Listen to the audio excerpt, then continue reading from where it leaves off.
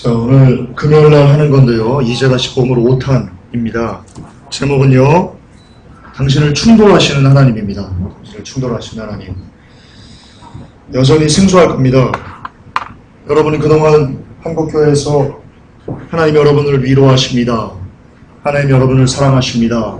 하나님 여러분을 위하고 귀히 여기십니다. 라는 설교만 주여 들어보셨을 텐데요.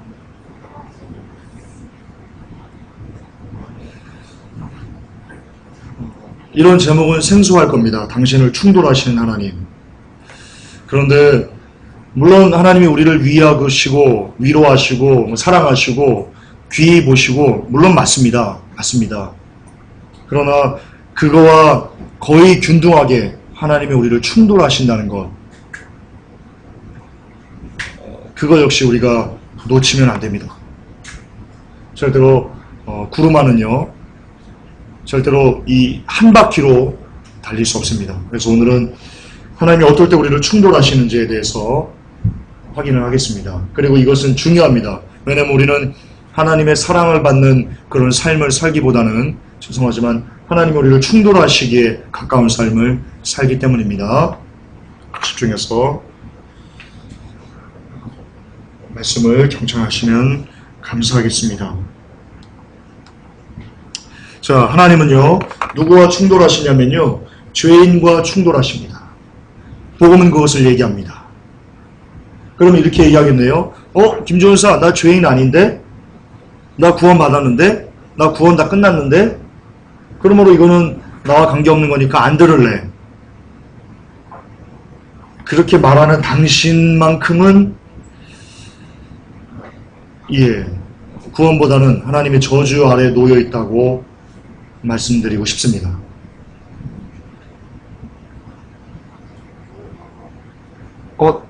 그냥 딱 놓으셔야 돼요. 다 보이시죠? 자, 뭐냐면요, 제가 예를 좀 들어드리겠습니다. 사무엘하 6장 6절부터 6장 7절 보면요, 웃사가 죽는 내용이 나오는데요. 함께 좀 읽어볼까요? 시작.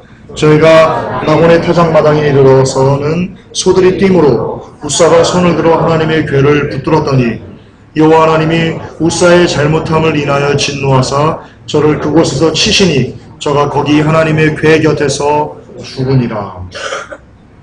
여러분, 이게 우리에게 던져주는 교훈이 아주 큽니다. 그냥 여러분 지나치셨죠? 여러분, 하나님의 궤를 어떻게 매라고 하나님께서 말씀해 놓으신 게 있습니다. 그것을 다윗도 알고 웃사도 압니다. 이스라엘 백성이 그것을 모를 리가 없습니다. 그런데 그럼에도 불구하고요, 하나님의 궤를 어깨에 메고 올라온 게 아니고요, 소들에게 그냥 대충 자기 인간주의가 인간대로 편하게, 지들 편한 대로 그냥 그것을 바꿔가지고 하나님의 말씀을 변개해가지고요, 행했던 겁니다. 여기에 놀라운 교훈이 있습니다. 하나님의 말씀을 인간의 입맛에 맞게 변형시켜가지고 그것을 행하는 사람들은요, 하나님이 가차없이 죽여버린다는 겁니다. 그가 아무리 늘 많이 강조하는 건데요, 그가 아무리 열심히 있는 성도라고 할지라도요, 그가 대형교회 목사일다 할지라도요, 그가 권사고 장로고 그런다 할지라도요, 누구를 관계없이요, 하나님의 말씀을 자기 입맛에 맞게 변경해서 그것을 지키거나 가르치거나 그대로 살아가는 사람들은 하나님이 바로 진멸하신다는 겁니다. 왜냐? 하나님의 말씀은 그렇게 소중하기 때문입니다. 분명히 하나님은 웃사를 몰랐을까요? 하나님의 궤를 어깨에 매야 된다는 것을 몰랐을까요? 다윗 왕이요, 법궤를 가져오라고 하는데 그냥 아무나 이렇게 다윗 왕이 지나다니다가 누가 보내지? 얘다, 너 갖고 와라 라고 했을까요? 아닙니다. 법궤를 가져오기까지의 많은 충분한 재반 지식이 있는 사람을 선택해가지고요, 뽑은 사람을 다윗이 보냈을 거라는 것은요, 너무나 쉽게 우리가 예상할 수 있는 문제입니다. 왜냐하면 다윗이 법궤를, 하나님의 전을 얼마나 많이 사랑했습니까? 근데 그것을 블레셋에서부터 갖고 오는데 아무나 보냈을까요? 그럴 리 천만에 만만의 콩떡입니다. 거듭 반복하지만 법궤를 어떻게 가져와야 된다는 것을 충분히 재반 지식을 아는 사람을 보낸 겁니다.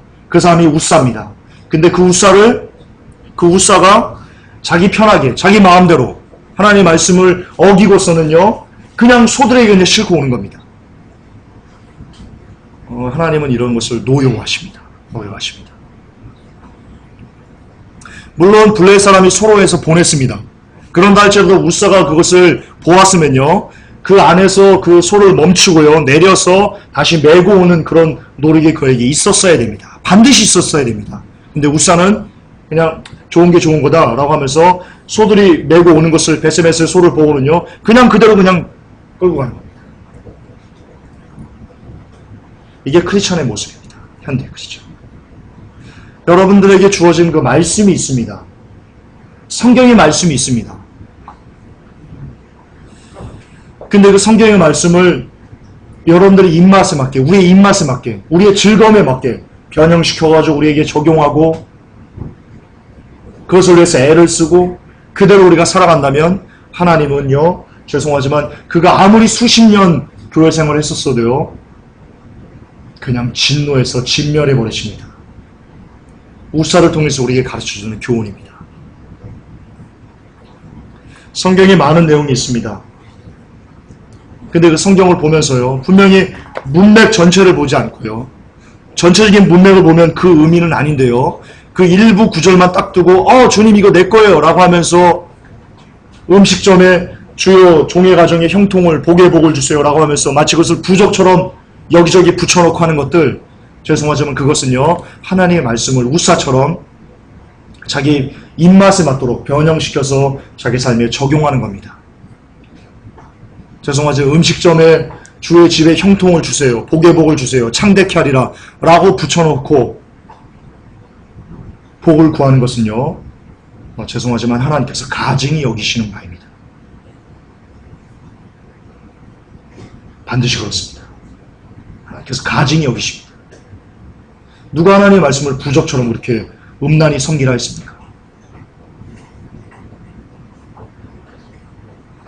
그건 하나님의 말씀을 음란히 섬기는 겁니다.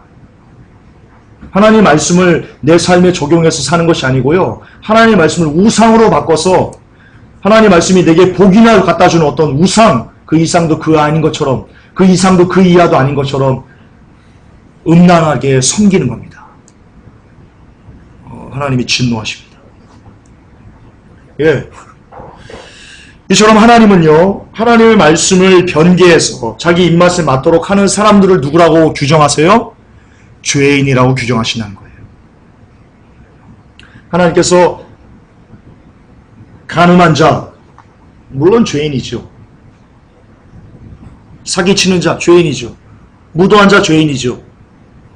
그러나 성경을 보세요. 그들이 간음을 행하거나 살인을 행하거나 혹은 사기를 치거나 부모를 거역하거나 배약하거나 라고 한 사람들을 너희들 그거 돌이키지 않으면 죽을 거다 라고 하시는데요. 그러나 그들이 그런 일을 행했을 때, 간음했을 때 바로 가서 그 사람을 죽이지 않았다는 것은 우리는 좀 기억해야 됩니다. 그런데 우사는요 하나님이 바로 쳐서 죽였습니다. 뭘 할 수 있습니까? 하나님의 입장에서는, 우리 입장에서는요, 말씀 이 구절 좀 내게 적용하고 이것 좀 내가 이걸로 복을 좀 받으려고 하는 게 뭐가 죄야?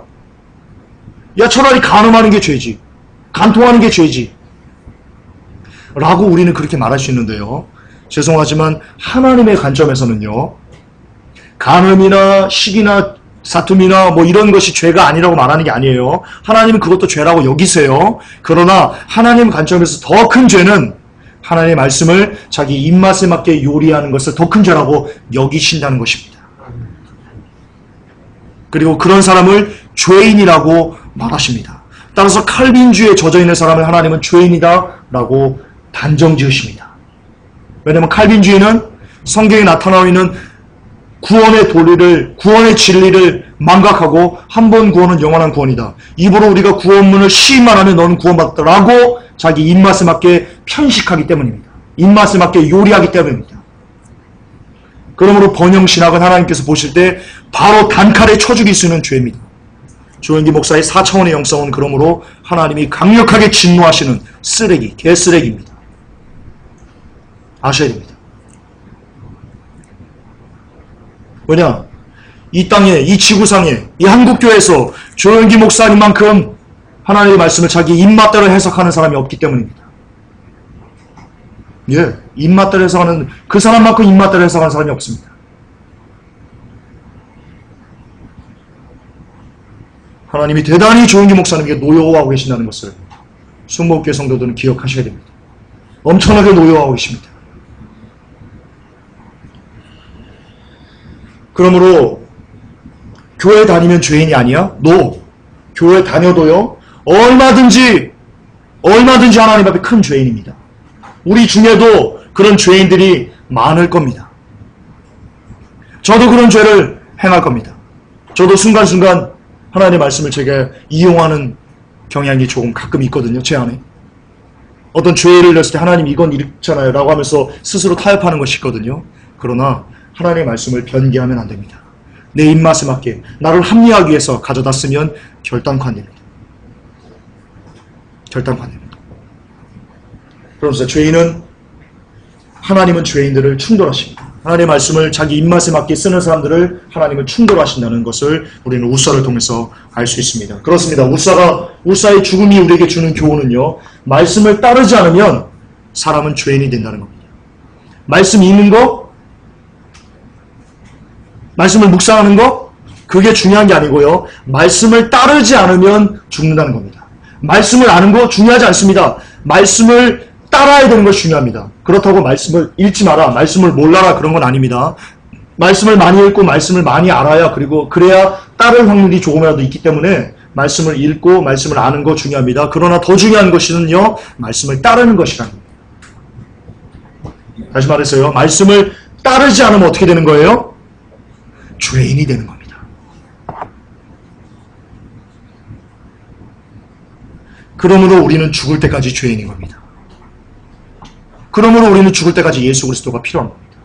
왜냐하면 우리 중에 죽는 순간까지 우리는 말씀을 거부하는 육신을 갖고 있기 때문에 우리는 죽는 순간까지 숨이 꼴까지 넘어서는 그때까지도 주님 살려주세요, 내가 죄인이에요 라고 하고 죽어야 됩니다. 그러므로 구원은 이 땅에서 끝나는 게 아닌 겁니다. 그러므로 구원이 이 땅에서 끝났다는 것은 내 죄가 끝났다는 겁니다. 똑같습니다. 그렇지 않습니까? 내가 지금 이 시간에서 내가 그냥 죽어버리는 거예요. 그러면 내가 그냥 천국 가는 거예요. 라고 이 시간에서 모든 것이 다 끝났다면요, 내 죄가 끝났다는 거라니까요. 왜냐하면 죄가 없어야지만 천국에 갈 수 있는 거예요.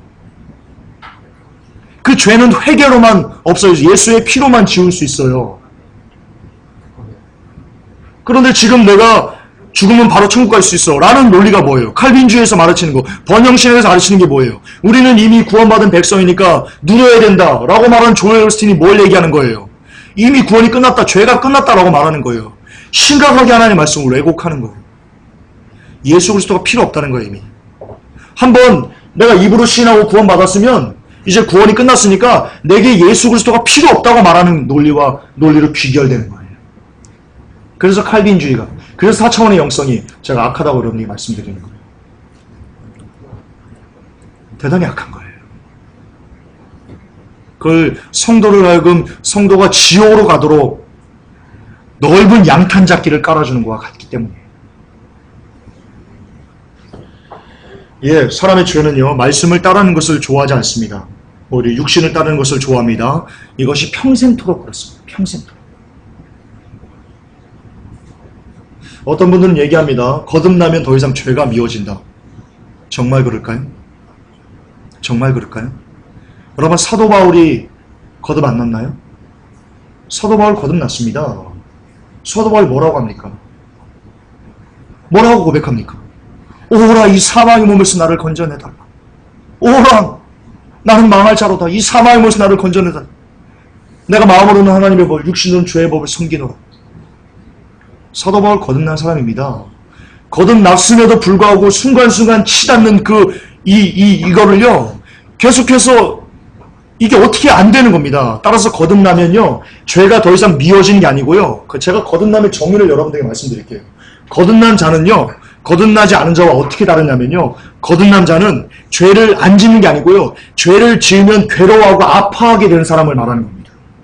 그래서 거듭난 자는 그 죄를 끊으려고 어떻게든지 죄를 끊으려고 막 몸부림치는 사람을 얘기하는 거지요. 거듭났다고 죄가 완전히 끊어지고 완전히 죄가 없어지고 사라지고 완전히 거룩해지고 라는 것은요. 성경적이지 않습니다. 거듭나면 끊임없이 그 죄를 이기기 위해서 막 애를 쓰고 몸부림치는 사람으로 변화되는 겁니다. 근데 거듭나지 않은 사람은요. 죄를 즐기는데요. 죄가 죄인지를 모릅니다. 말씀을 내 마음대로 막 적용하는데요. 그게 죄인지를 모릅니다. 조인규 목사님은 거듭나지 않았습니다. 그분은 거듭나지 않았습니다. 성경적으로 그렇습니다. 이 시간에 나이트클럽에서 막 온몸을 불사르면서 아침에 막 전봇대에서 오바이트 왁 하고 교회 와가지고 주님 할렐루야 나를 사랑하시네. 그 사람 거듭나지 않았습니다.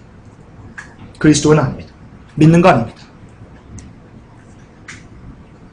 믿는 거 아닙니다. 거듭난 자는 죄와 싸우려는, 적어도 죄와 싸우려는 애통함이 그에게 있습니다. 여러분 스스로 여러분 한번 생각해 보시기 바랍니다. 여러분 거듭난 어떤 증거들이 여러분들이 있습니까? 여러분 죄와 싸우려고 합니까? 죄를 지면 여러분의 양심이 아픕니까? 눈물 납니까? 그렇다면 여러분은 거듭났을 확률이 높습니다. 확률이 높습니다. 그러나 그것을 끝까지 견지해야만 합니다. 마지막까지.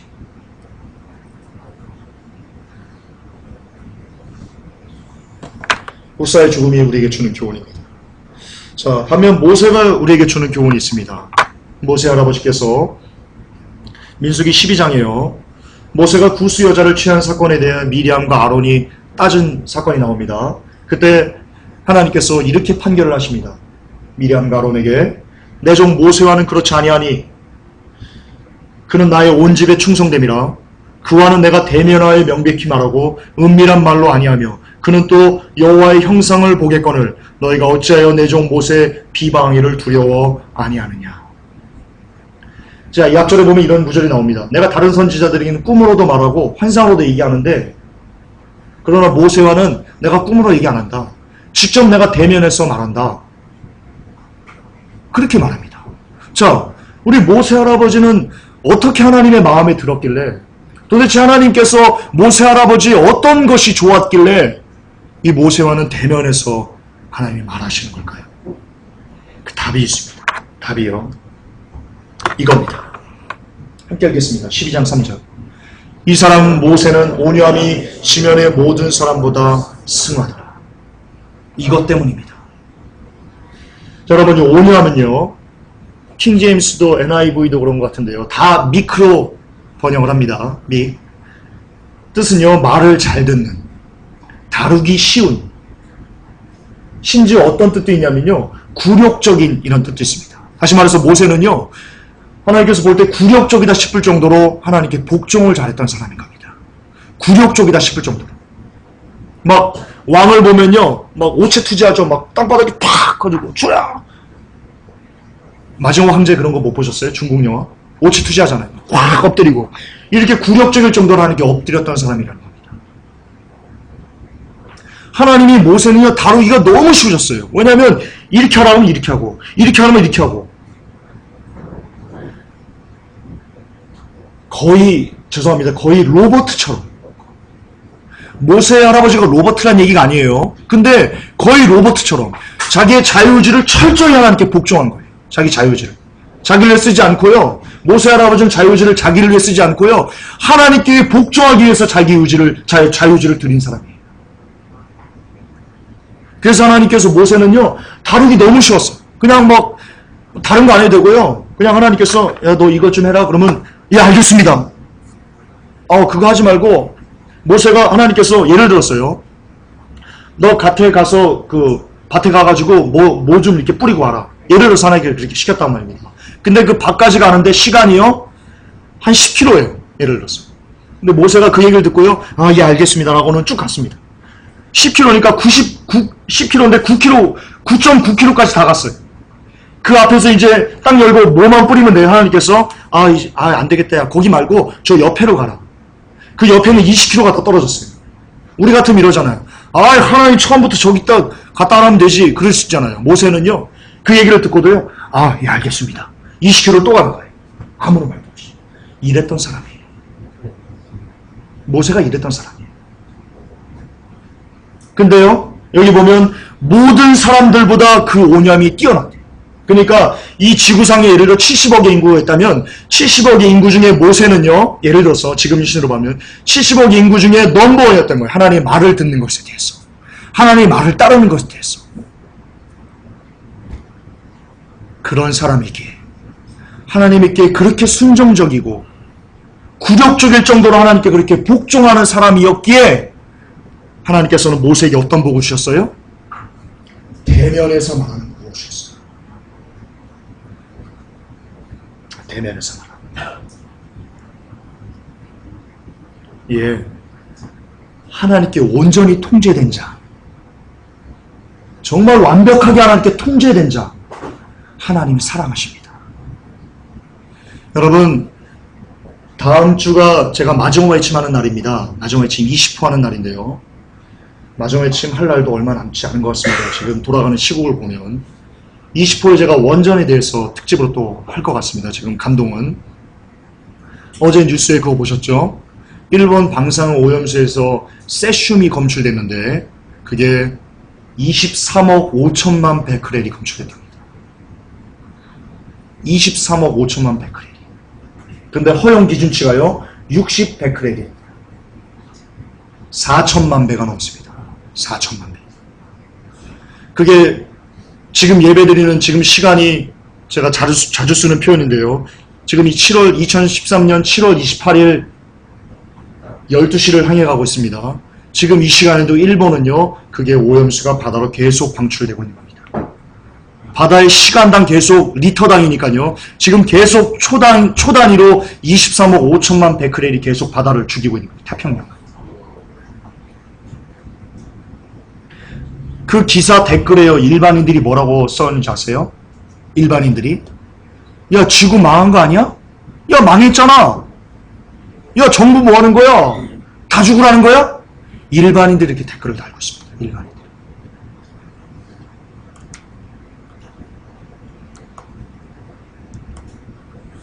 팩트입니다. 지구 끝납니다. 태평양이 오염돼서 태평양의 바다의 3분의 1이 다 썩어버린다. 인류가 살 수 있을 거라고 보십니까?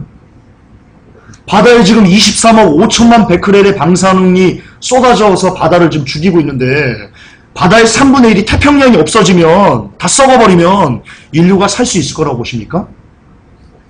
인류 못 삽니다. 인류 못 삽니다. 여러분, 인류 종말이 시작된 겁니다. 아마겟돈이 시작된 거라니까요, 여러분. 여러분이 자꾸 이 영화에서 아마겟돈 보고 현실로 지금 감이 안 와서 그런데요. 아마겟돈이 시작된 거예요. 23억 5천만 베크렐이 지금 바다를 오염시키고 죽이고 있다는 것은요. 시작된 겁니다, 여러분. 이런 상황에서 제가 설계에서 했지만 도쿄의 그 폐연료봉, 1300개의 폐연료봉 한 개가 핵폭탄과 맞먹는답니다. 방사능량이. 그거 몇 배 된답니다. 한 개가. 다시 말해서 일본의 3년 내에 일본 도쿄학자들이 그렇게 얘기를 했죠. 도쿄에 3년 내에 수도 직하형 지진이 일어날 거다. 그러면 원전에 있는 그 1300개의 핵폭탄이 다 터질 거다라고 일본 도쿄학자들이 얘기했죠. 3년 내에 우리 못 보는 겁니다. 여러분, 이게 지금 실제 상황입니다. 꿈꾸는 거 아닙니다, 여러분. 회복기는 3년 내에 없어질 확률이 75%입니다. 시한부가 아닙니다. 시한부가 아닙니다.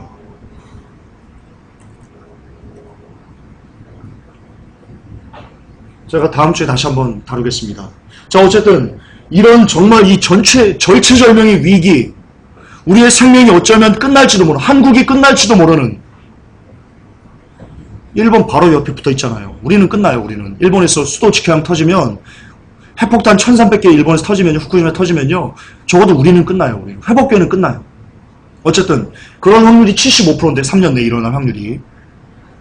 이처럼 절체절명의 시간일 때 우리는요 이 모세 할아버지가 우리에게 주는 교훈은요 대단히 중요합니다. 우리가 하나님에게 철저히 통제되지 않으면 우리는 3년 내에 지옥에 갈 확률이 높다는 겁니다. 자, 잘 들으세요, 여러분. 회복교회 성도 여러분. 주님, 이 시간 주의 보혈을 좀 우리의 귀에 좀 발라주십시오, 주님. 제발 좀 발라주십시오. 여러분, 이게 지금 실제 상황입니다. 리얼입니다. 여러분들이 하나님에게 철저하게 통제되지 않으면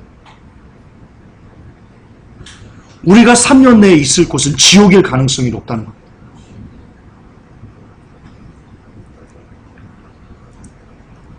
그게 모세 할아버지 그리고 우사가 우리에게 던져주는 교훈입니다. 하나님은 순종을 기뻐하는 사람을 사랑하십니다. 하나님은요 순종을 즐겨하는 사람, 막 순종 안 하고 싶어 이런 사람이 아니고요, 순종을 즐기는 사람.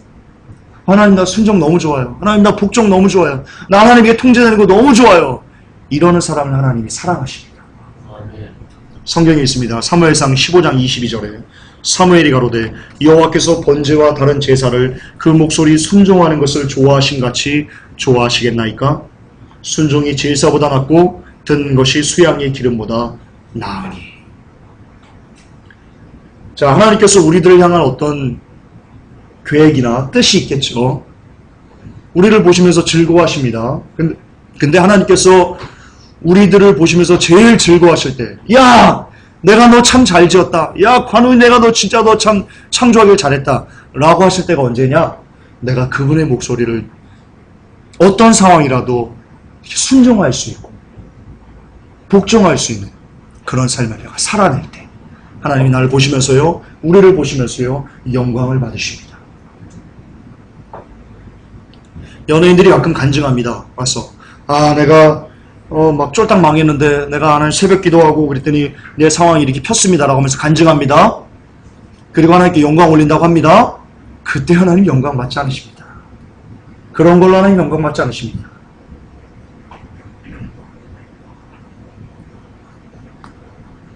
하나님의 영광은 내가 정말 철저히 무너지고 철저히 깨지고 정말 이것만은 내가 응답하기 싫어요. 내가 저 꼴보기 싫은 남편, 맨날 술만 처먹고 나를 때리는 저 꼴보기 싫은 남편, 그러나 그럴지라도 하나님께서 내 이웃을 사랑이라, 내 이웃은 내 남편이다 라고 말했을 때, 그럴지라도 정말 죽이고 싶을 정도로 미울지라도 하나님의 말씀이 사랑하라고 했으면 정말 미치겠지만 말씀에 내가 순종해서 사랑하겠습니다 라고 말하면서 정말 순종할 수 없는 상황에서 순종하는 그 모습을 보일 때 하나님의 영광을 받으십니다. 이게 하나님 우리를 통해서 영광 받으시는 유일한 길입니다. 유일한 길. 순종이 그만큼 하나님을 영화롭게 합니다. 자, 예수님도요 하나님이시죠. 예수님 역시 그렇기 때문에 우리에게 순종을 요구하시는데요. 요한복음에 이렇게 기록되어 있습니다. 내가 아버지의 계명을 지켜 그의 사랑 안에 거하는 것 같이 너희도 내 계명을 지키면 내 사랑 안에 거하리라. 여러분 여기서 지키면이 되게 중요합니다. 지키면이요 합성어입니다. 지키다, 테레오 플러스 에안, 원어적으로 합성어입니다. 한 단어가 아닙니다. 지키다는 테레오, 보존하다, 준수하다 이런 뜻이고요. 그러니까 그분의 계명을 보존하고 지키고 이것을 끝까지 이 진리를 이겨내기 위해서 투쟁하고 라는 것을 합니다. 그게 테레오의 뜻입니다. 제가 한번 설교했죠. 근데 여기서 면이 에안인데요. if의 뜻이 있습니다. 만일 뭐뭇이라면. 다시 말해서 예수님의 계명을 지키고 보존하지 않으면 그분의 사랑에 거할 수 없다는 뜻입니다.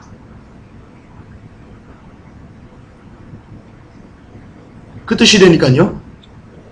지키면 사랑 안에 거하고 만일 지키지 않으면, 만일 보존하지 않으면, 이 주의 말씀을 지키기 위해서 여러분이 투쟁하지 않으면, 테레오가 투쟁하라는 뜻이 있거든요. 이 진리를 지키기 위해서 투쟁하지 않으면 여러분은 하나님의 사랑에 거하지 못한다는 겁니다. 또 마태복음 7장 21절을 보세요. 나더러 주여 주여 하는 자마다 천국에 다 들어갈 것이 아니요 다만 하늘에 계신 내 아버지 뜻대로 행하는 자라야 들어가리라. 이 다만이 헬라어로 알라라는 발음하는데요. 뜻은 오직입니다. 오직. 제가 오직의 뜻을 네이버 백과사전에서 가져왔습니다. 오직의 뜻 봅시다. 부사고요. 여러 가지 가운데서 다른 것은 있을 수 없고 그 뜻입니다. 예수님께서 이렇게 말씀하시는 겁니다. 나더러 주여 주여 하는 자마다 천국에 들어오지 못한다. 다만 오직 다른 것은 있을 수 없다. 오직 하늘에 계신 내 아버지 뜻대로 행해야 그래야 들어갈 수 있다. 너 주의 계명 많이 알아? 주의 말씀 많이 알아? 교회 생활 40년 했어? 새벽기도 열심히 했어? 그러나 그럴지라도 네가 아무리 열심히 교회 생활을 할지라도 아무리 위대하게 쓰임받는 목사라 할지라도 네가 내 아버지 뜻을 행하지 않으면 너는 절대로 하나님 나라에 들어올 수 없어! 주님이 말씀하십니다. 행위구원이라고요? 이걸 예수님께서 너희들 지키지 않으면 들어올 수 없어 라고 말하는데 이것을 행위구원이라고 얘기한다고요? 그 사람은 죄송합니다. 초등학생만도 못한 이해력을 갖고 있는 겁니다. 초등학생만도 못한. 또한 이 다만 알라라는 뜻은요. 뒤에 구절에 대해서 만약 그렇지 않으면 이란 뜻이 있습니다. 뒤에 구절에 대해서. 아버지 뜻대로 행하지 않으면 천국에 들어올 수 없다. 라고 말하는 겁니다. 이거를 반의적 불변사라고 합니다. 어려운 개념입니다. 반의적 불변사. 절대 다른 뜻은 있을 수 없다는 겁니다. 결과적으로 오직 하나님의 뜻대로 행해야지만 하나님의 나라에 들어갈 수 있습니다. 그 외에는 다 가짜입니다. 아무리 그럴듯한 천사의 말을 하고 아무리 달콤한 말을 하고 아무리 즐겁게 하는 말을 쏟아낸다 할지라도요.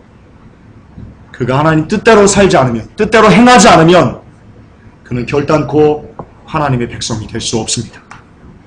되게 중요합니다. 자, 그러면 이렇게 답이 나옵니다. 과연 구원은 믿음인가? 과연 구원은 믿음인가? 믿음 맞습니다. 믿음 맞습니다. 하나님의 뜻을 행하기 위해서 믿음 필요하기 때문입니다. 믿음이 없이는 하나님의 뜻을 행할 수 없기 때문입니다. 구원 믿음 맞습니다. 그런데요.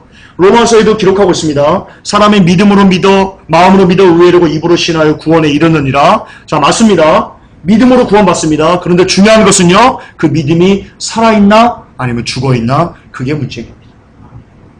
문제는 거기에 있습니다. 저는 믿음으로 구원받는다는 것을 절대 진리라고 믿습니다. 100% 움직일 수 없는 확고한 진리라고 믿습니다. 그런데 문제는 오늘날 많은 분들이 이 믿음을 강조하면서 행함이 없는 믿음, 죽어버린 믿음을 마치 살아있는 것처럼 도취해서 바꿔서 성도들에게 가르친다는 겁니다. 성경은 얘기합니다. 야고보서 2장 26절에 영혼 없는 몸이 죽은 것 같이 행함이 없는 믿음은 죽은 것이다. 그렇습니다. 행함이 없는 믿음은 그냥 믿음이 아닙니다. 믿음이 돼 죽어버린 믿음이라서 아무런 효력이 없습니다. 아무런 효력이 없습니다. 따라서 구원은 믿음이지만 믿음이 아닙니다. 믿음이지만 믿음이 아닙니다.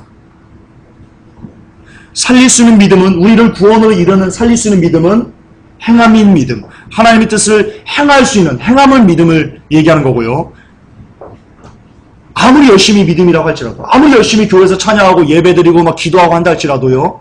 하나님의 뜻을 행할 수 없는 그 죽어버린 믿음은 절대로 그를 견단코 구원으로 인도할 수 없습니다. 예, 없습니다. 너무나 명확한 겁니다, 여러분. 정말 칼빈을 버려요, 칼빈을. 칼빈 버리면 보여요. 이게 지금 칼빈을 안 버려서 못 버리는 거예요. 못 보이는 거예요.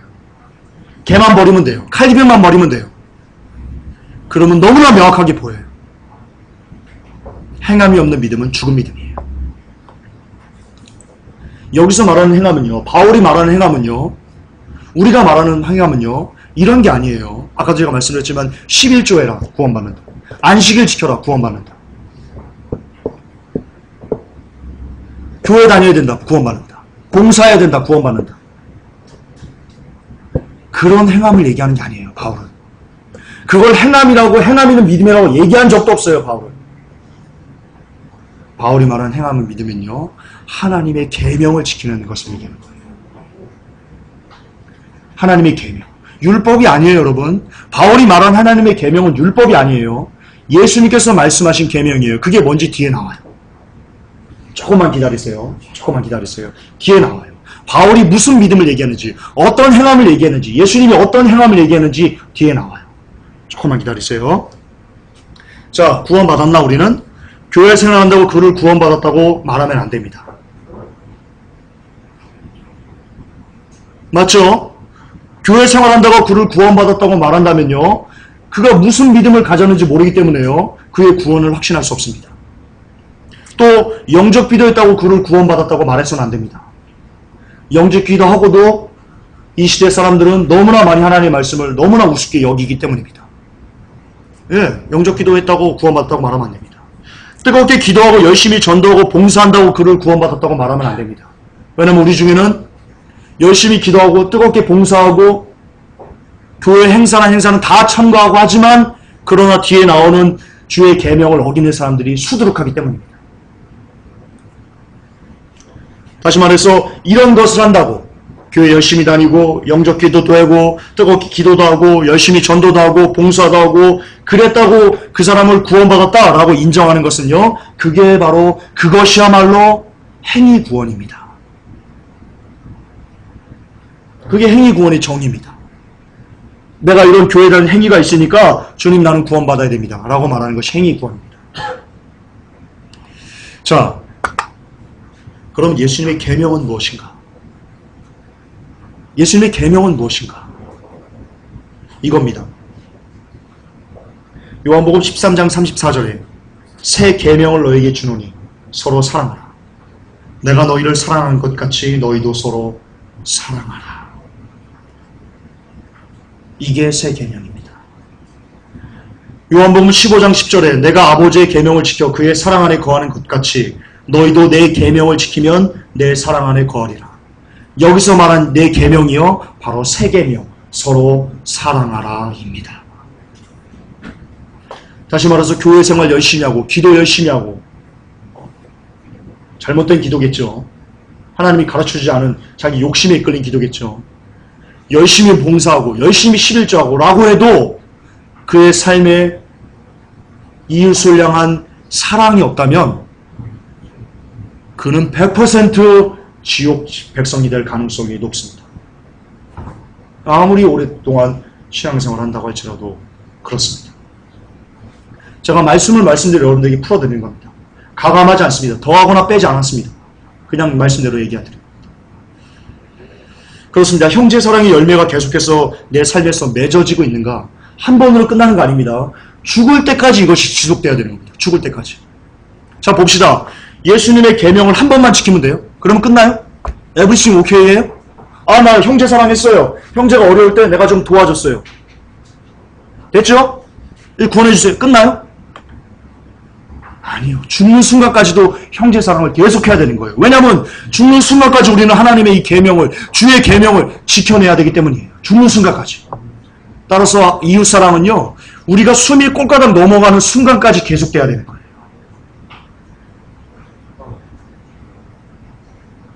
그러므로 구원은 마지막까지 우리가 두렵고 떨림으로 이뤄가야 되는 거예요. 여기서 끝나는 구원은 있을 수가 없는 거예요. 예, 형제사랑의 열매가 계속해서 맺어지는가? 이것이 우리의 구원을, 내가 지금 구원받았나? 내가 지금 구원의 길을 잘 걸어가고 있나? 라는 것을 우리 스스로 점검할 수 있는 기준이 되는 겁니다.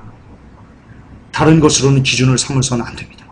나 기도 많이 한다? 나 성경 많이 본다? 나 마지막 때 좀 안다? 나 마지막 때는 전하면서 핍박 좀 받는다? 그걸로 구원을 생각하면 안 되고요. 지금 내 마음에 이웃을 향한 사랑이 있나?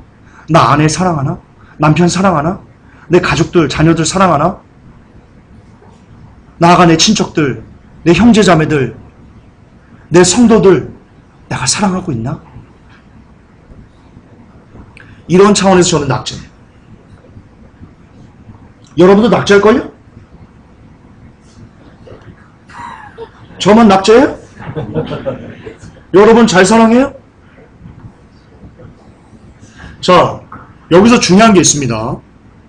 내가 너희를 사랑한 것 같이 이웃을 사랑해라 라고 합니다.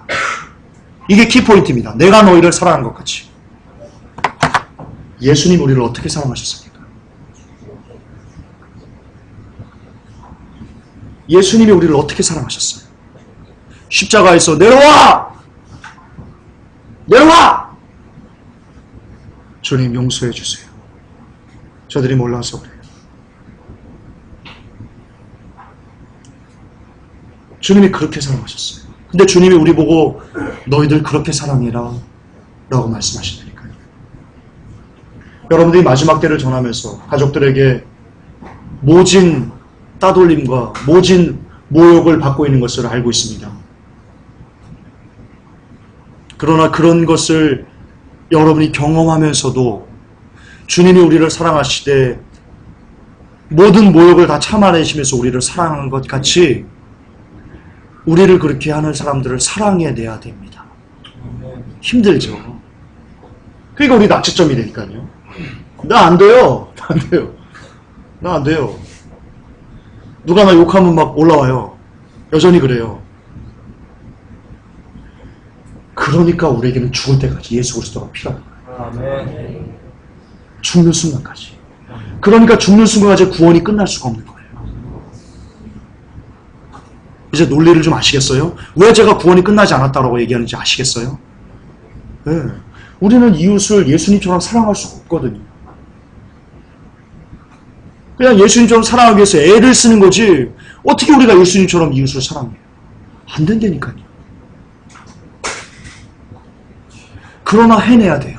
안 되니까 몸부림치는 거예요. 그러니까 주님이 산상수훈에서 이렇게 얘기하셨어요. 애통하는 자는 복이 있나니 천국이 저의 것이고. 그 애통이 이거예요. 예수님이 말씀하신 그 애통의 핵심이 이거라니까요. 이웃사랑이에요. 근데 안 되는 거예요. 그러니까 안 되지만 이게 되게 해달라고 막 우는 거예요. 내가 뭐 남편한테 막 함부로 했어요. 막 남편이 뭐 해가지고.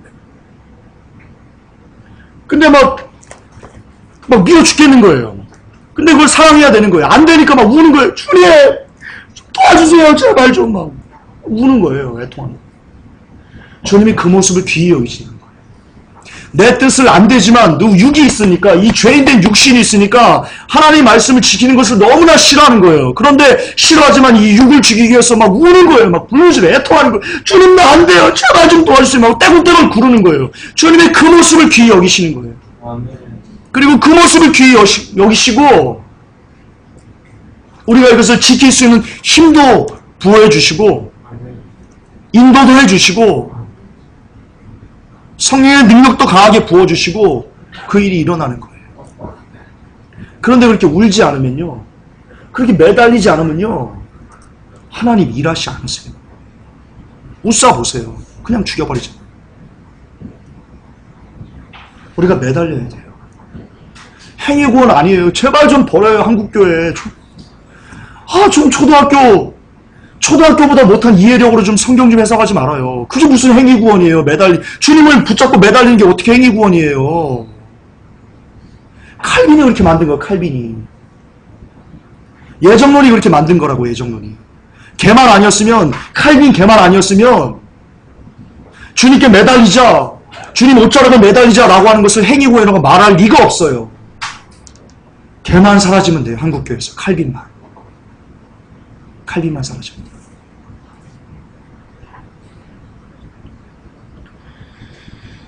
예, 우리 이런 것이 있나 보아야 됩니다. 자, 그런데요, 여기서 또 하나 우리가 짚고 넘어가야 될 게 있습니다. 내가 너희를 사랑한 것 같이, 이 부분에 비밀이 또 하나 담겨 있습니다. 마태복음 16장 23절인데요. 예수께서 돌이키시며 베드로에게 이르시되 사단아 내 뒤로 물러가라. 너는 나를 넘어지게 하는 자로다. 내가 하나님의 일을 생각지 아니하고 도리어 사람의 일을 생각하는도다 하시고. 여기 비밀이 있습니다. 분명히 예수님은요, 너희들 서로 사랑해라 라고 끝내지 않았습니다. 어떻게 말씀하셨어요? 내가 너희를 사랑한 것 같이 라고 말씀하셨어요. 그런데 베드로에게 예수님이 지금 사단아 라고 이해하셨어요. 예수님이 베드로 안 사랑한 거예요? 베드로만은 아유 너는 사단 내가 안 사랑할까 발로 뻥 차버린 거예요?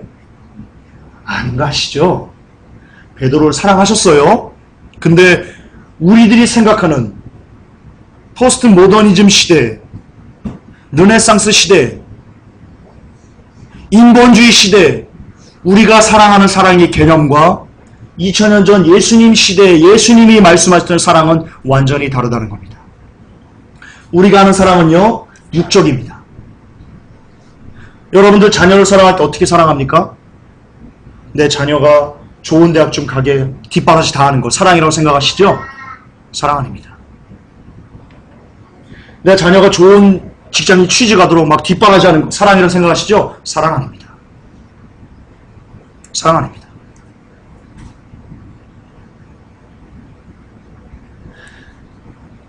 내 자녀나 내 부모님이나 내 어떤 그 기타 사람들이 이 세상에서 육적으로 잘 살아가기 위해서 그를 끊임없이 뒷바라지 하는 것을 사랑이라고 말하는데요. 절대로 성경적인 사랑의 개념이 아니올시다.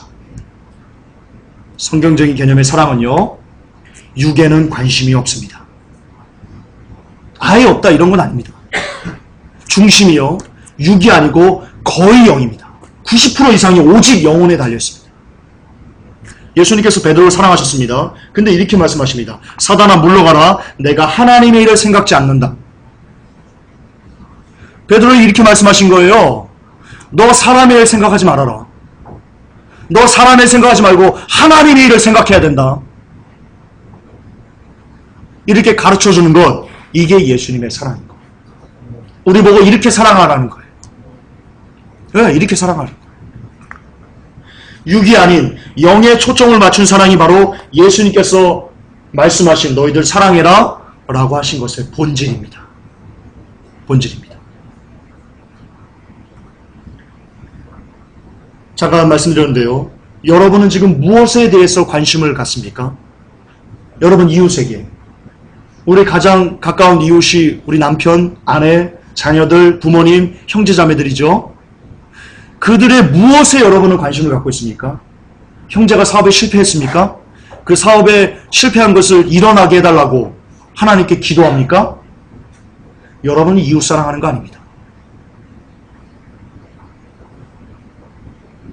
성경대로 말씀드립니다. 여러분 이웃 사랑하는 거 아닙니다.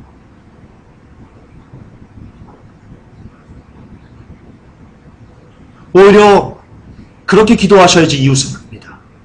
하나님, 아무개가 쫄딱 망했습니다. 하나님 제발 망하고 다시 일어나는 거 중요하지 않습니다. 하나님 이 사건을 통해서 제발 그 영혼이 하나님 만나서 제발 하나님 중심으로 살기를 원합니다. 라고 말하는 게 이웃 사랑하는 겁니다. 이게 진실입니다. 이게 복음입니다. 이게 진짜 복음입니다, 여러분. 그동안 여러분 번영신학에 속아오신 겁니다. 속아오신 겁니다. 주님은 우리의 육이 아닌 영혼에 관심이 있습니다. 이게 90%입니다. 저 한상호 집사님 위해서 기도합니다. 냄새하고 이렇게 기도하지 않았습니다. 하나님 그 문제 풀어주세요. 그렇게 기도하지 않았습니다. 왜냐? 제가 진짜 영혼에 관심을 갖기 때문입니다. 하나님 이걸 통해서 주님을 더 알기를 원합니다. 정말 더 큰 믿음 주셔서 어떤 환난에 와도 움직일 수 없는 믿음 주세요. 라고 기도했습니다. 그게 진짜 이웃사랑입니다. 진짜 이웃사랑입니다. 여러분 자녀에게 자녀가 막 공부 막 땡땡이 치고 막 그래가지고 막 속상하고 그런다고요? 공부 지지도 못한다고 막 속상하고 그런다고요? 죄송하지만 여러분은 아직 영혼 사랑하는 이웃 사랑을 실천하지 않고 있는 거예요. 직접적으로 말씀드리겠습니다. 여러분 자녀가 시험에서 꼴등한 것 갖고는 막 아이고 이 죽일러 막 누굴 닮아서 그래 라고 하고요. 여러분의 자녀가 하루에 성경을 10장도 읽지 않은 거에 대해서는 아무렇지도 않게 안 읽었어? 내일 읽으면 돼? 당신 지옥 갑니다. 제가 예언합니다. 당신 지옥 갑니다. 예언합니다.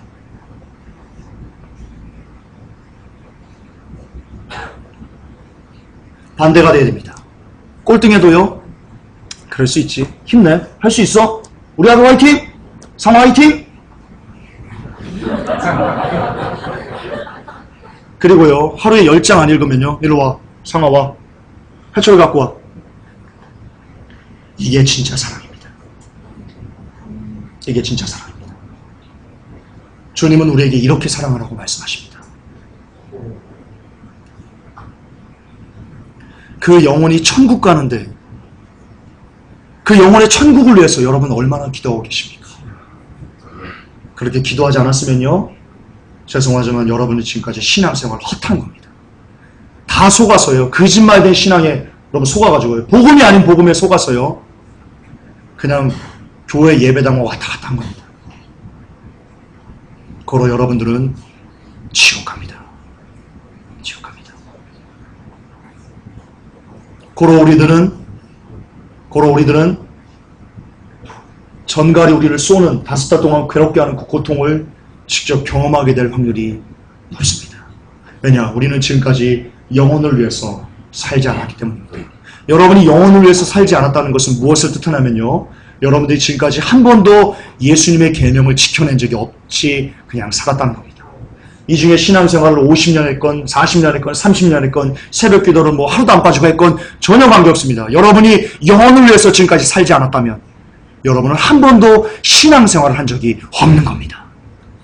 단 한 번도. 단 한 번도. 그리고 열심히 40년 신앙생활하고 죽어봤더니 지옥이야! 예, 그럴 겁니다.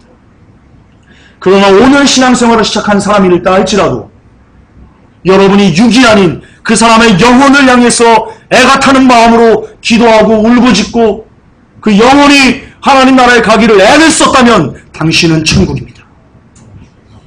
당신은 천국입니다.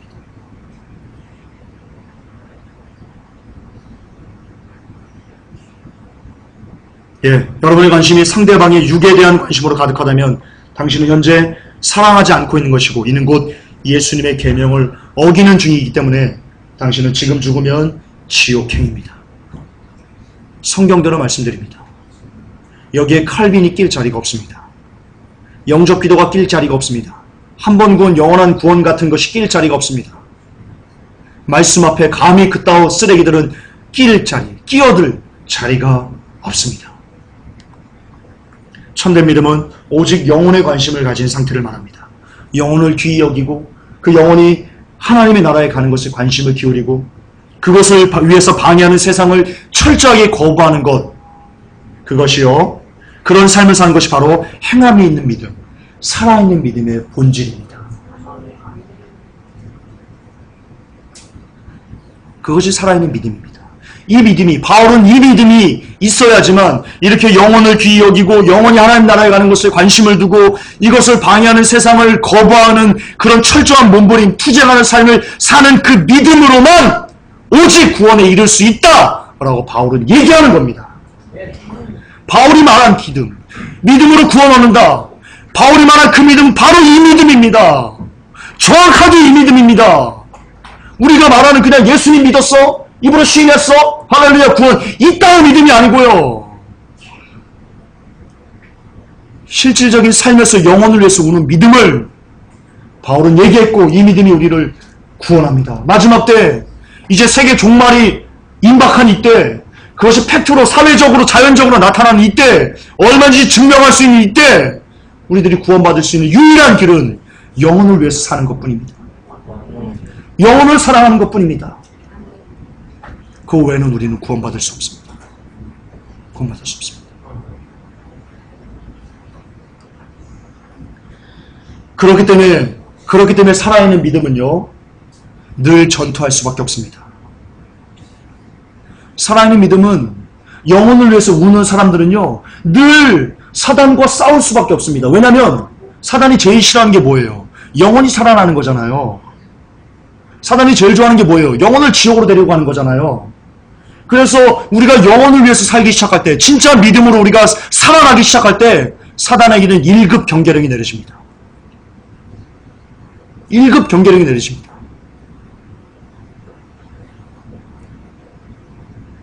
그래서 그 사람이 영혼을 살지 못하도록 계속해서 그를 올가매고요, 시험도 갖다 주고요, 어려움도 갖다 주고요, 욕심도 부리게 하고요, 이런 기타 여러 가지 것들, 우리가 투쟁할 수밖에 없는, 괴로울 수밖에 없는 그런 환경들이 우리에게 주어집니다. 세상의 염려, 이상의 자랑, 이런 것들이 우리에게 주어집니다. 이런 싸움이 시작합니다. 우리의 씨름은 혈과 육에 있는 것이 아니요 마귀들과의 싸움이라고 성경도 얘기하고 있습니다. 예, 여러분 잘 들으십시오. 살아있는 믿음을 가진 여러분들은, 진짜 여러분들이 살아있는 믿음을 갖게 된다면 여러분들은 결코 순탄할 수 없는 삶을 살게 될 겁니다. 그게 복음입니다. 우리는 이 세상을 순탄하게 살아갈 수 없다 라고 가르치는 것이 복음의 핵심입니다. 진실입니다. 근데 오늘날 행해지는 복음은요, 복음 받으면 잘 된다, 복음 받으면 부자 된다, 복음 받으면 병난다, 복음 받으면 세상에서 1등 된다라고 말합니다. 거짓말입니다. 지금 순복음교회는 거짓말하고 있는 겁니다. 복음은 투쟁입니다. 싸움입니다. 악한 영과에. 따라서 진짜 복음을 우리가 갖게 되면 사단이 가만히 있지 않습니다. 당장 달려듭니다. 당장 달려듭니다. 그렇기 때문에 우리는 하나가 더 있군요. 이 마귀를 이길 수 있는 힘을 제가 말씀드릴 건데요. 자, 이 마귀가 가장 큰 힘을 우리에게 주는 것이죠. 가장 마귀가 우리를 미혹하기 위해서, 우리를 지옥으로 보내기 위해서 가장 심각하게 쓰는 무기가 있습니다. 그거는요, 고린도서 4장 4절입니다. 같이 읽겠습니다. 그 중에 이 세상 신이 믿지 아니한 자들의 마음을 혼미케 하여 그리스도의 영광이 복음의 광채가 비치지 못하게 함이니 그리스도는 하나님의 형상이니라. 자, 믿지 아니하는 자들의 마음을 혼미케 한다. 여기도 여러분 하나 저게 있습니다. 그 숨어있는 비밀이 있습니다. 믿지 않는 자를요, 우리는 뭐라고 얘기합니까? 세상 사람들, 저 지금 어제 밤새도록 터널라이트에서 온몸을 흔든 사람들, 그들 얘기하죠? 우리 얘기하는 겁니다. 여러분 믿어요? 여러분 믿음이 있어요? 이웃사랑해요? 이웃사랑 안 하면 여러분 믿음 없는 건데요? 우리들 얘기하는 겁니다. 우리들. 여기서 믿지 않은 자는 죽은 믿음을 가진 여러분들, 제 얘기하는 겁니다. 우리들에게 이 세상 신이 사단이 우리의 마음을 미혹해 하는 겁니다. 다른 사람 얘기하는 거 아닙니다. 성경은 모두 우리를 얘기하는 겁니다. 그리고 동시에 모든 사람을 얘기합니다. 그게 성경의 위대함입니다. 다시요. 성경은 우리 한 사람 한 사람을 그대로 똑같이 적용해서 얘기합니다. 근데 동시에 온 세상 사람들을 얘기합니다. 그게 하나님의 위대함이십니다. 하나님의 위대하십니다. 자, 이렇게 마귀가 우리를 세상 신으로 해서요, 우리를 미혹합니다. 텔레비전, 게임, 기타 여러 가지 세상을 즐기는 문화들, 쾌락들, 이런 걸로요, 우리의 마음을 혼미케 해서 우리가 믿음을 갖지 못하도록 그렇게 만드는데요. 이것을 깨는 무기가 있습니다. 하나님께서요, 마귀의 계계를 능히 이기기 위해서, 대적하기 위해서 하나님의 전신갑주를 우리에게 입으라고 합니다. 하나님의 전신갑주. 마귀의 계계가 뭐예요? 우리를 혼미케 하는 게 마귀의 계계예요. 그것을 이기려면 하나님의 전신갑주를 우리가 입어야 된다고 주님이 말씀하세요. 안 입으면 죽는 거예요. 입어야만 돼요. 머스트예요, 이거는. 또요, 13절에 그러므로 하나님의 전신갑주를 취하라. 이는 악한 날에 너희가 능히 대적하고 모든 일을 행한 후에 서기 위함이다. 예, 답은 하나님의 전신갑주에 있는데요. 이 하나님의 전신갑주를요, 의지로 입을 수 없습니다. 생각으로 입을 수 없습니다. 그렇죠? 오직 이 하나님의 전신갑주는요, 무엇으로만 하나님의 전신갑주를 우리가 입을 수 있냐면요, 다시 돌아갑시다. 하나님의 전신갑주를 입는데 내가 의지로 아싸, 나 이제 오늘부터 하나님의 전신갑주를 입을 거야, 그래 결심했어, 안 입혀집니다. 쓰자 말은 열심히 해도 미십니다 해도 안 됩니다. 생각으로 그래 오늘부터 내가 전신갑주를 입었어. 누가 얘기하면 당신 전신갑주 입었어요? 얘기하면 말합니다. 나 입었어요. 어떻게 입었어요? 나 생각으로 입었는데요. 뉴에이지입니다. 뉴에이지입니다. 생각으로 전신갑주 내가 입었어. 내가 자 명상을 합니다. 구원의 투구가 써진다. 자 의의 흉배가 붙여진다. 전신갑주 입은 나를 이렇게 싹 상상하는 거예요. 그리고 딱 입었다. 뉴에이지입니다. 지옥 갑니다. 그냥 지옥 갑니다. 그거. 자 그러면 하나님의 전신갑주는 오직 무엇으로만 입을 수 있어요? 답은 이거예요. 답은 이거예요. 답은 이거예요. 하나님의 전신갑주는 오직 기도, 오직 말씀으로만 입을 수 있어요. 이거 외에는 여러분 입을 수 있는 길이 없어요. 길이 없어요. 여기서 말한 진리로 허리띠를 띠고 의의 흉배를 붙이고 진리와 의가 다 어디서 나와요? 말씀에서 나오는 거라고요. 평안의 복음 예비한 거 복음이 어디서 나와요? 말씀에서 나오는 거예요. 믿음의 방패 어디서 나와요? 말씀과 비료에서 나오는 거예요. 구원의 투구 어디서 나와요? 말씀에서 나오는 거예요. 성령의 건 말씀에서 나오는 거예요. 모든 것이 다 기도 말씀에 함축되어 있다고요. 다시 말해서 하나님의 전신갑주는 오직 기도와 말씀으로만 입을 수 있는 거예요. 그러니까 여러분들에게 하루 적어도 한 10장 이상의 말씀, 1시간 이상의 기도를 하라고 하는 거예요. 왜 그러는 거예요? 제가 지금 여러분들 영혼을 살리기 위해서 지금 말씀드리는 거예요. 근데 우리들 아직도 안 돼요, 그게 지금. 이 세계 종말이 이제 3년 내에 세계 종말이 올 수 있는 상황을 놔두고, 이게 지금 영화가 아니고 실화인데 지금, 리얼인데, 3년 내에 우리가 이곳에 존재하지 않을 확률이 75%인데, 이 마지막 때 우리가 마귀의 괴계를 이기려면 하나님의 전신갑주를 입어야 되는데 하나님의 전신갑주를 입기 위해서는 오로지 기도와 말씀뿐이 없는데 여전히 하루에 10장 말씀이 있는 것도 힘들어하고 여전히 하루에 1시간 이상 기도하는 것도 힘들어하면 그냥 여러분은 죽겠다는 거예요. 그냥 냅둬 그냥 나 죽을래 라는 거와 같은 거예요. 여러분 되게 불쌍한 사람들인 거예요. 특히 회복교회 여러분들은 더 불쌍한 거예요. 왜냐하면 여러분들은 지금 배웠잖아요. 이걸 알았잖아요. 모르고 죽는 사람은 좀 덜 억울하겠어요. 지옥에서 내가 모르고 그랬어! 하고 억울해할 수라도 있잖아요. 여러분들은 뭐라고 할 것 같아요? 내가 알았는데! 미치는 거예요. 알았잖아요. 좀 살아나세요, 여러분. 기도 말씀 좀 사세요, 여러분. 이거는 기도 말씀을 여러분의 삶을 풍족하게 하기 위한 어떤 수단이 아니고요. 기도 말씀은 여러분의 생명을 좌지우지하는 정말 생명의 마지막 구명줄이에요, 여러분. 이거 놓치면 이제 기회 없어요. 기회 없어요. 하나님 전신갑주를 입으세요. 기도 말씀. 할렐루야. 자, 시간이 많이 갔으니까 뒤에 조금 더 있는데요. 여기서 마무리할게요. 여러분 시기가 급해요. 너무 급해요, 여러분. 지금 언론이 통제되고 있어서 그럴 것 같아요. 후쿠시마에서의 오염수를 지금만 버렸을 것 같아요? 23억 5천만 베크렐을 지금만 버렸을 것 같아요? 후쿠시마 원전 시작되고 계속 버린 거예요. 계속. 우리나라의 방사능이 다 들어찼대요. 그걸 국정원이 의도적으로 정보를 가렸답니다. 뉴스에 나왔습니다. 이따 오후에 우리가 방사능의 폐에 대해서 직접 영상을 볼 거예요. 얼마나 끔찍한지. 오늘 성경 공부 안 하고 그거 볼 건데요. 꼭 봐야 됩니다. 우리가 지금 거기에 중독되어 있어요. 우리는 지금 죽어가고 있어요, 여러분. 이미 카운트다운은 시작됐어요. 이때 구원받기 위해서는 이웃 사랑해야 되는데요. 이웃 사랑은요, 여러분 생각으로 안 돼요. 의지로 안 돼요.